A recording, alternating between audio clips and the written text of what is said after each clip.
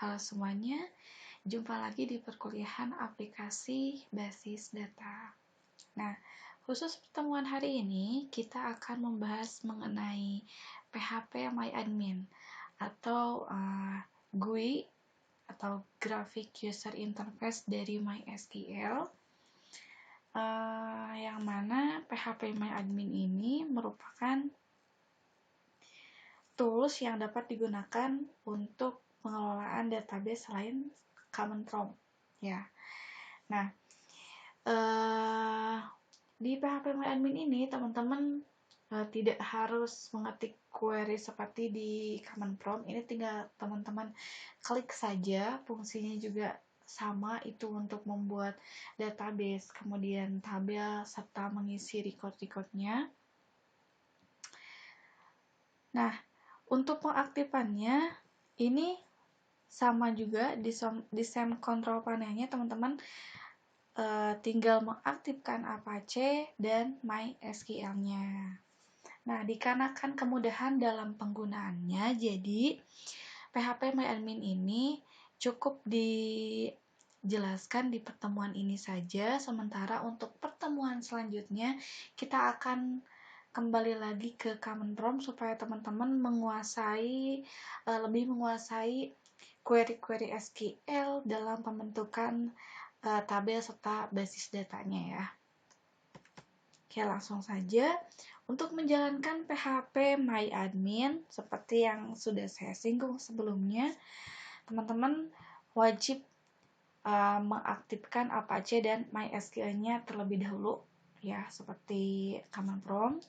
Kemudian yang harus teman-teman lakukan adalah buka browsernya ya, baik itu mau Google Chrome boleh, Firefox boleh, Opera, UC boleh, silakan. Yang penting browser untuk mengakses PHP MyAdmin-nya. Nah, untuk pengaksesannya teman-teman tidak perlu terhubung dengan internet. Jadi karena ini merupakan web server offline, jadi tidak perlu ini ya, terhubung internet. Teman-teman langsung masuk ke browsernya. Nah, kemudian URL-nya kita tuliskan atau kita ketikkan localhost /php myadmin/ ya, localhost /php myadmin/ seperti ini. Kalau sudah, tinggal di enter.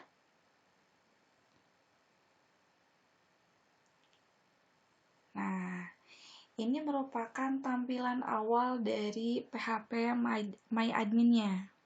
Nah, karena di sini saya menggunakan bahasa Indonesia, nah ini tergantung dari pemilihan bahasa pada saat menginstal ya, teman-teman pilihnya Indonesia apa bahasa Inggris. Tampilannya seperti ini. Kemudian di sisi kiri kita ini merupakan semua database yang kita buat sebelumnya di Common Prompt. Jadi, apabila teman-teman nanti membuat database di PHP MyAdmin, nanti akan tampil di Common Prompt-nya. Begitupun dengan pembuatan yang database di Common Prompt. Teman-teman bikin di Common Prompt, nanti juga akan tampil di PHP MyAdmin. Jadi antara PHP MyAdmin dengan Common Prompt ini, mereka saling berhubungan atau saling terintegrasi gitu ya. Nah, ini kan sebelumnya kita sudah buat ini ya, database-nya nih, database comic_coba1. Nah, semua database-nya muncul di sebelah sini. Kalau misalkan teman-teman ingin melihat tabelnya, ini teman-teman tinggal klik aja nih, misal yang plus ini ya, yang comic_coba1 diklik. Nah, kalau yang ini namanya ini tabelnya ya. Oke. Nah, di sini kita diminta untuk membuat database baru dengan nama db_purpose_web2. Oke. Untuk membuat database di PHP MyAdmin, sini teman-teman tinggal pilih tab-tab yang tersedia atau menu-menu yang tersedia di web ini. Nah,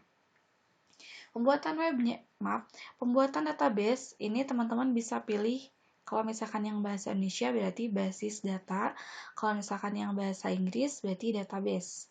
Ini tinggal diklik tabnya, nanti akan muncul tampilan seperti ini. Nah, teman-teman di sini tinggal diketikkan aja nama database-nya tadi apa. Misalkan db_purpose web 2 ya.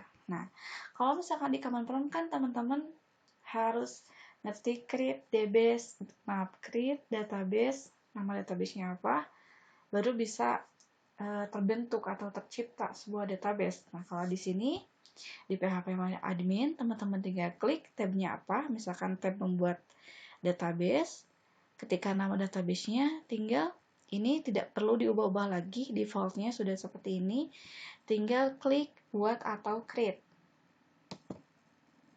Nah, jika sudah selesai, nih ini sudah buat, sudah tercipta database-nya, teman-teman bisa lihat posisi sebelumnya kan kita di sini ya, di server 127.0.0.1, tapi karena kita sudah buat, kita bisa langsung masuk ke database yang sudah dibuat.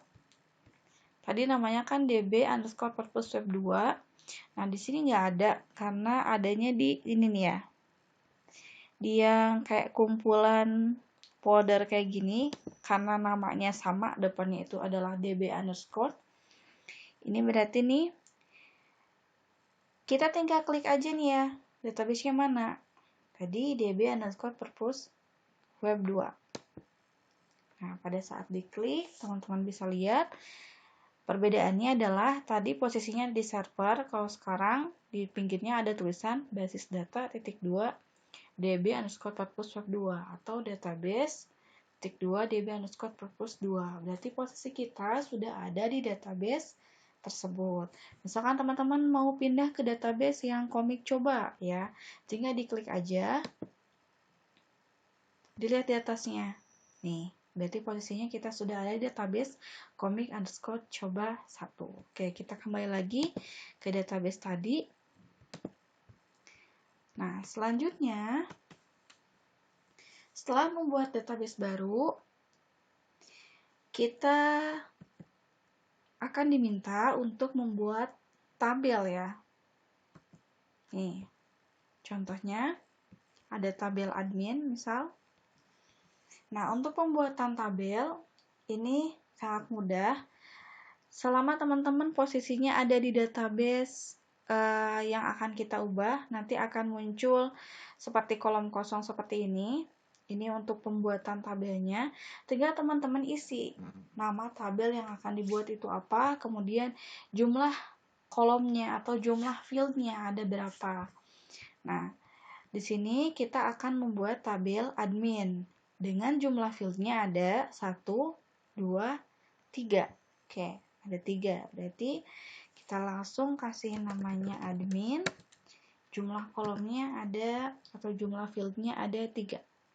Ini tinggal dikirim. Kalau misalkan yang bahasa Inggris berarti ini antara send atau go ya bahasa Inggrisnya. Intinya sama saja ya, cuman tampilan yang membedakannya itu hanya di bahasanya ya. Nah, selanjutnya kita sudah buat tabel nih ya, tabel admin. Tinggal kita isi fieldnya. Field yang pertama ada ID admin dengan tipe integer, size-nya 5, keterangannya primary, auto increment. Oke. Nah, di sini di name kita isi nama fieldnya adalah ID admin. Kemudian tipenya itu di bagian jenis ini, integer. Setelah itu size-nya ada di sini, panjang atau nilai. Isi tadi 5. Primary key-nya itu di sini, index ya. Di index ada pilihannya, ada primary, unix, index, dan sebagainya. Tinggal dipilih primary. Oke, primary key-nya.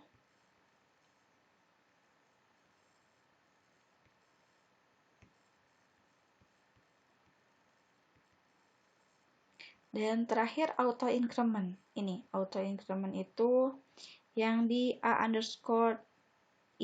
Ini teman-teman tinggal checklist. Nah, selesai satu field. Selanjutnya ada username varchar 25, password varchar 35. Oke. Username varchar 25, password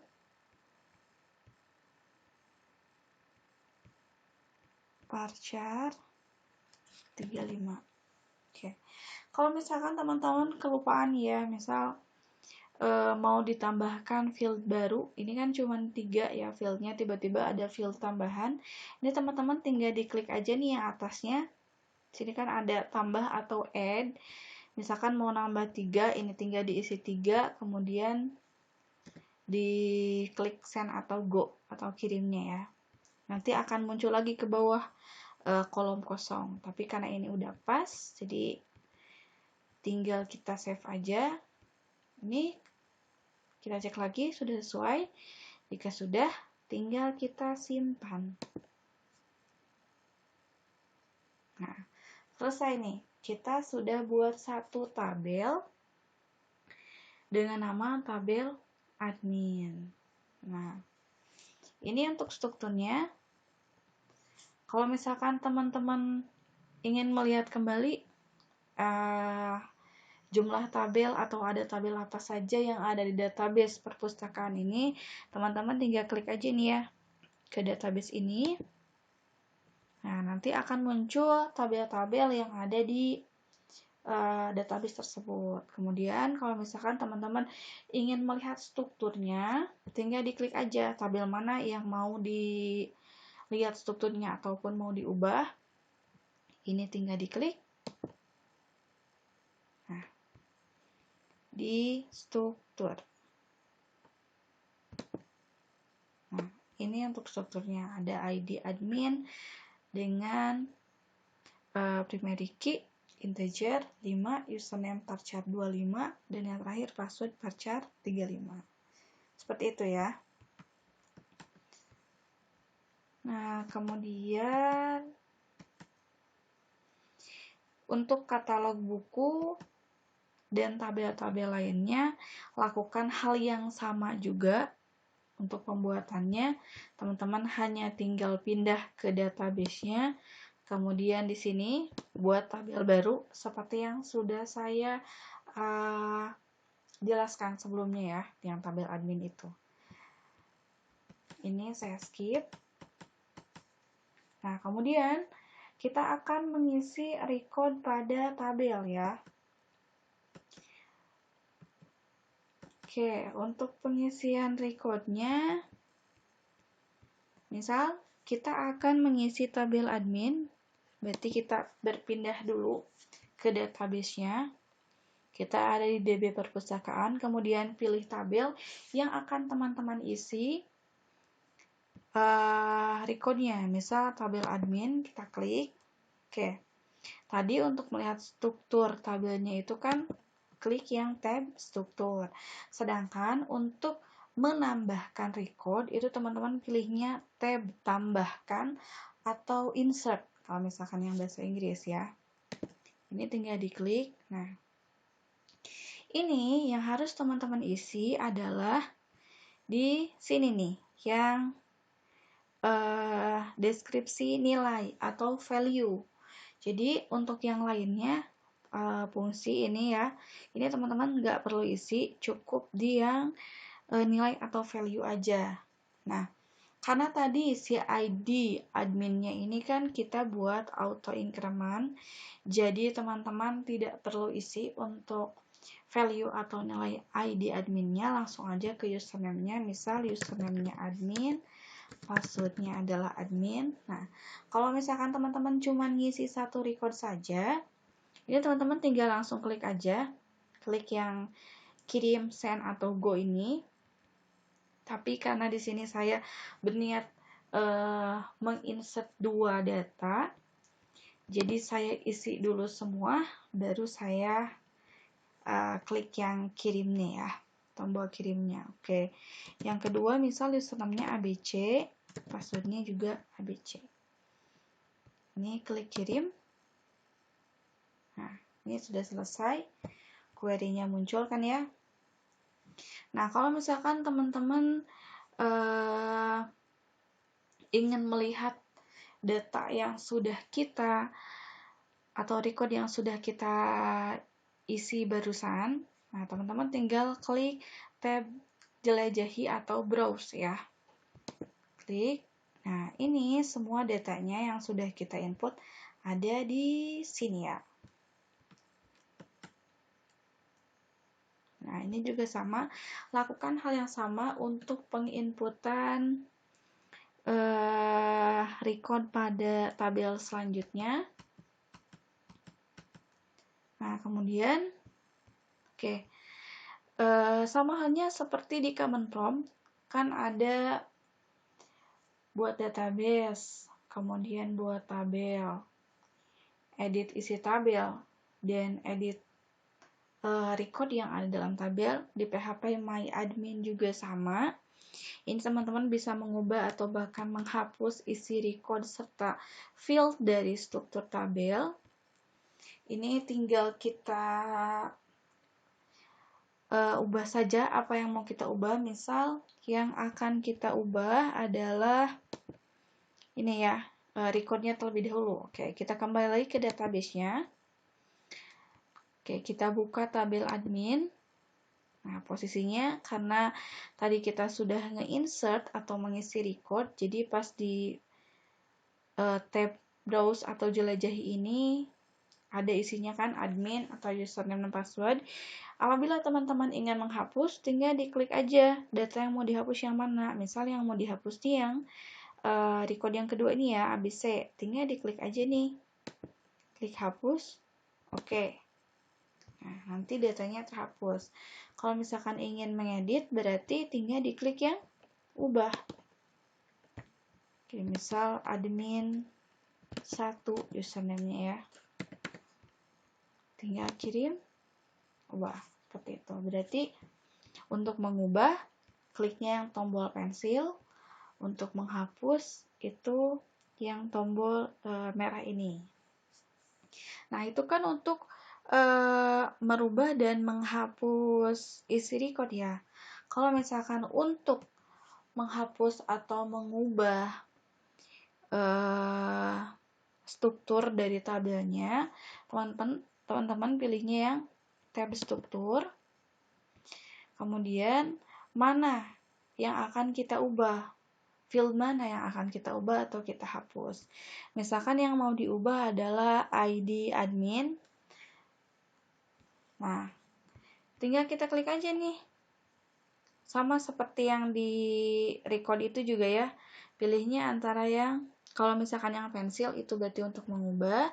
Kalau misalkan untuk yang tombol merah ini untuk menghapus. Misalkan kita akan ubah si ID admin ini tidak auto increment misalnya. Klik ubah. Ininya kita hapus misalnya. Simpan. Nah, ini eksanya sudah menghilang. Oke, kita kembalikan lagi.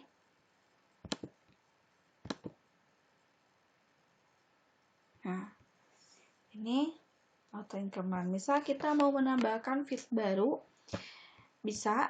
Ini teman-teman tinggal scroll ke bawah. Di sini ada tambahkan atau nanti add.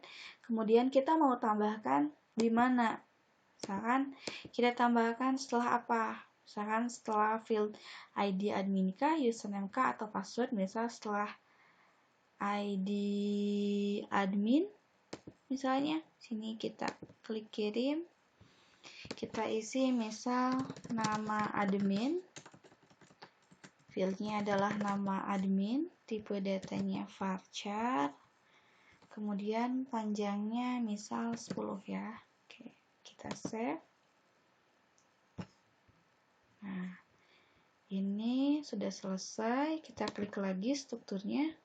Nanti akan muncul field baru ya, di bawah ID admin. Nah, lalu bagaimana nih di record sebelumnya? Oke, kita kembali ke browser atau jelajahi. Nah, karena sebelumnya kan tidak ada field nama underscore admin ini, jadi pada saat kita menambahkan field tersebut, jadi ini otomatis akan kosong. Misal kita isi ya nama adminnya, ini Ita, oke, seperti itu ya. Oke, selanjutnya di sini ada export database dan import database. Nah, fungsinya ini untuk apa? Ketika teman-teman hendak memindahkan pekerjaan database teman-teman dari laptop satu ke laptop lainnya, supaya teman-teman tidak mengulang pembuatan database dari awal, teman-teman cukup menggunakan fitur export yang ada di laptop lama kita ya, di database yang sudah ada database-nya, kita ekspor database kita, kemudian kita importkan di laptop yang baru ya. Oke, sekarang kita langsung praktikkan saja untuk fungsi ekspor dan import ini. Untuk mengekspor database, teman-teman pastikan bahwa si posisinya itu ada di database-nya. Oke, misalkan tadi kan kita buat ini ya, db_purpose web 2, ini kita klik. Nah, ini kan baru satu tabel ya. Kita klik export. Oke, ini kalau sudah, ini teman-teman nggak perlu ubah apa-apa lagi, kita gunakan defaultnya saja. Kemudian klik kirim. Nah, nanti di sini akan terdownload otomatis. Ya, namanya adalah db_purpose_web2.sql ya. Oke, tadi itu untuk fungsi export. Nah, supaya lebih kelihatan, maaf. Nah, karena itu kan baru satu tabel aja ya. Di sini saya coba ekspor untuk database pustaka ya, karena lumayan banyak, ini tabelnya ada 9.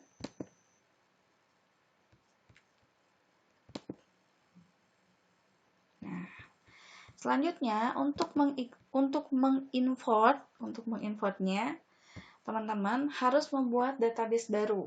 Nah, untuk membuat database baru, teman-teman kembali lagi ke PHP My Admin-nya, bisa langsung diklik di sini, ketik ulang localhost/php my admin, kemudian enter, atau bisa langsung kembali ke server ini 127 ini ya. Diklik, kita buat database baru, asalkan jangan sama ya untuk nama database-nya.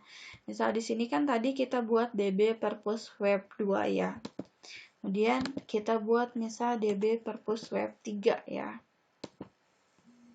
Nah, tadi kan kita sudah mengekspor data yang si db_purpose_web2. Kita akan pindahkan data tersebut ke db_purpose_web3.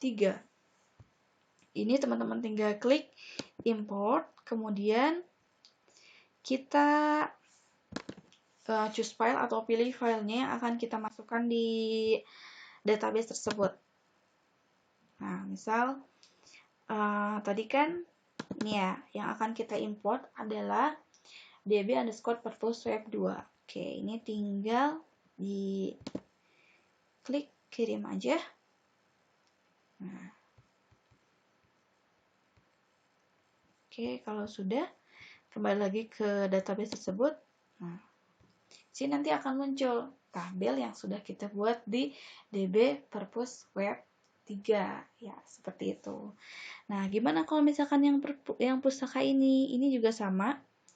Misal kita ingin menggabungkan si dua database ini ke database yang db_purpose_web3, ini juga bisa, teman-teman tinggal import aja. Pilih yang ini ya, pustaka. Oke, tinggal klik kirim.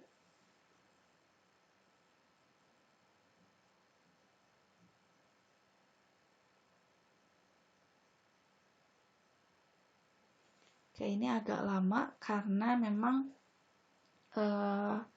tabelnya lebih banyak ya. Nah, oke. Nah, jadi tadi kan sebelumnya di database saya ada 9 ya, tapi karena saya menggabungkan antara database DB Perpus Web 2 dan Pustaka ini, jadi totalnya ada 10 tabel. Nah, itu untuk fungsi ekspor dan importnya. Nah, untuk pembahasan PHP MyAdmin cukup segitu aja sih ya. Untuk lebih jelasnya, silakan teman-teman coba mengenai latihan database di PHP MyAdmin, yaitu database latihan sepatu. Oke, berarti untuk hari ini saya cukupkan sekian. Terima kasih. Wassalamualaikum warahmatullahi wabarakatuh. Sampai jumpa di pertemuan selanjutnya.